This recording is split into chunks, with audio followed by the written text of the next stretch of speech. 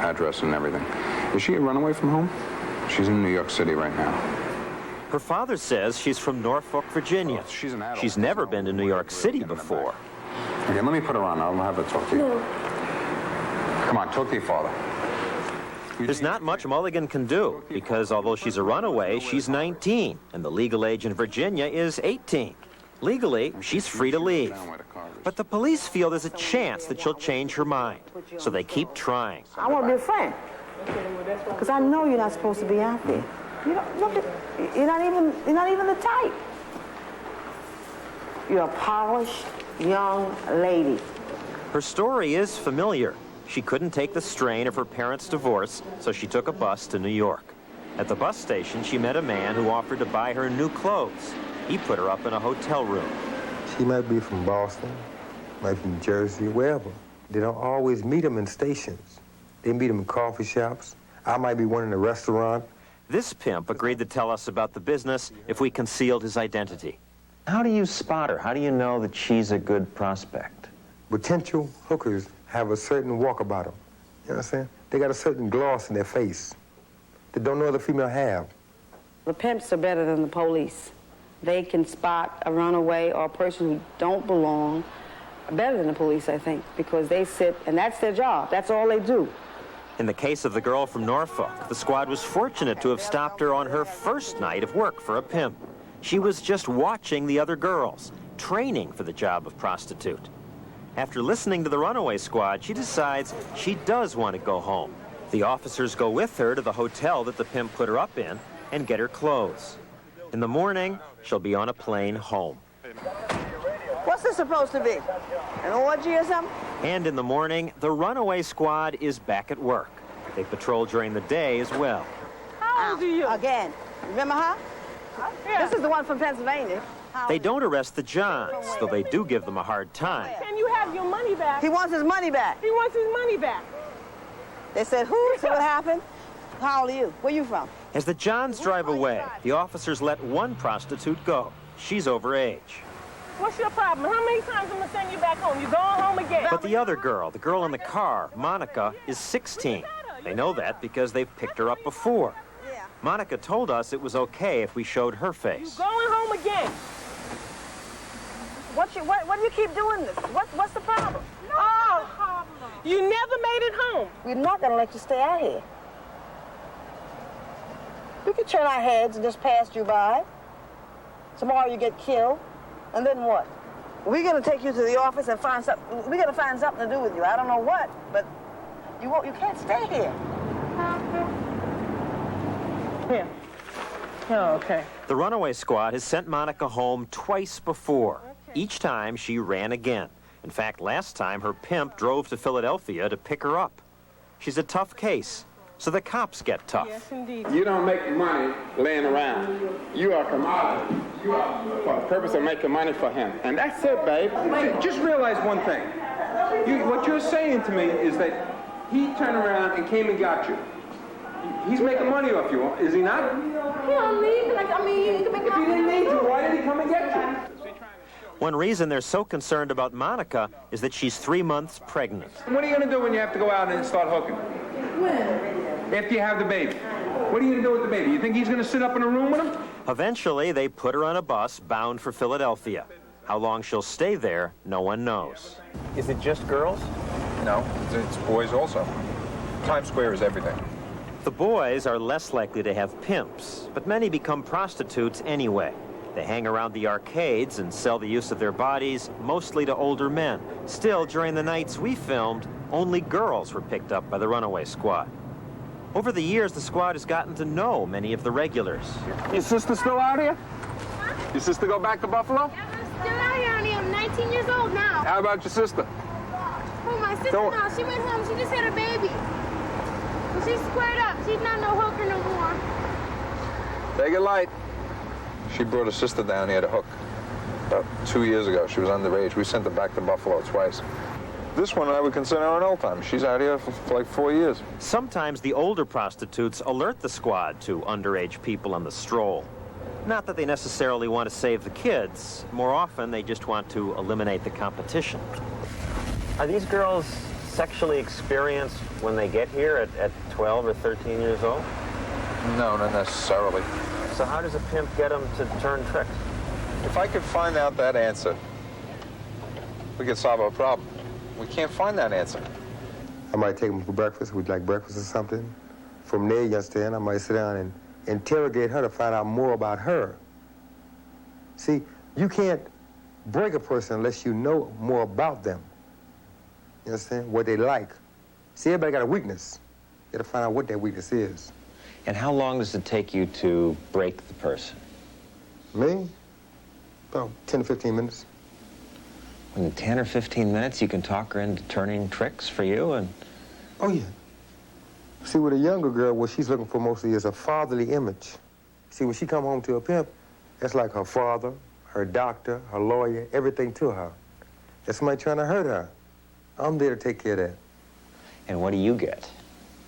I'm getting my money. How much? See, I get all the proceeds. All of it? All of it's mine. The pimp will listen to all these runaways, sob stories, and my mom doesn't let me go out, my dad doesn't let me date, and he does this... Trudy Abel Peterson has been working with the city's runaways for 10 years. You know, if you could just be 14 for a moment and not treated well in your own home, John, okay, and be female for me, all right? Baby, you're beautiful. Anybody ever tell you you're a fox? You should be in the movies. You're so pretty. You know, you have to understand the mentality of 14-year-old children who have run away because they felt neglected, rejected, hurt, abused, okay? They'll grab at anything. They just grab at straws. Excuse me, are you alone? Yeah? My name is Trudy. I'm a street counselor. I talk to kids on the street. Are you all right? Yeah. New York City pays Trudy and 5 other counselors to walk the streets, bus stations, subways, and arcades and seek the children out. It's called the Street Work Project. While the runaway squad patrols in cars, the street workers patrol on foot. What's your name? Tony. Huh? Tony. Okay, Tony, you gotta be careful around here because there's lots of guys that will go after young boys and stuff, and you look really young. How old are you? 16. Okay, so you stick close to your friend, please.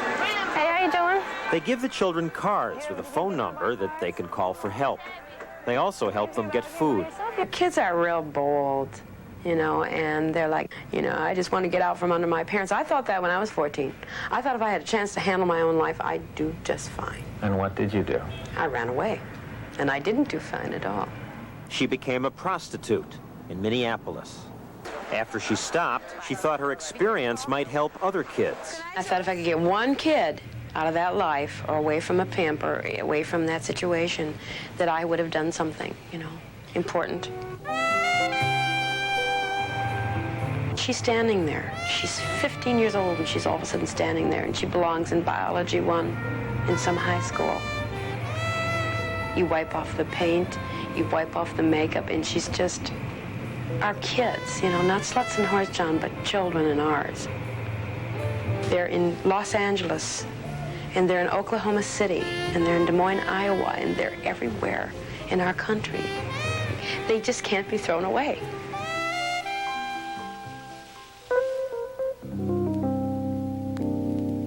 I just left my house. I left without thinking. I didn't know where I was gonna go or anything like that. You're by yourself, and it's scary because there's just no one there to hold you and tell you it's gonna be okay. It's just, you know, you're on your own.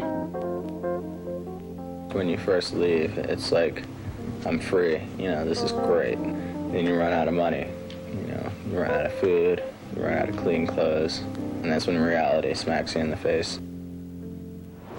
And what is the reality if you're a runaway, alone in New York? How do you live? Where do you sleep? Well, some of the kids stay in all-night movie theaters, but you have to pay to get in there. Others sleep in the parks or in the subways. And some, by word of mouth, find out about places like this one. It's an abandoned building, and it looks uninhabited. In fact, I've driven by it dozens of times and never noticed anything unusual about it until Trudy Abel Peterson told us that 40 to 50 runaway kids were living here. This was their home. There's no doorways you can see, but some of the street kids about a year ago found a small hole in the back.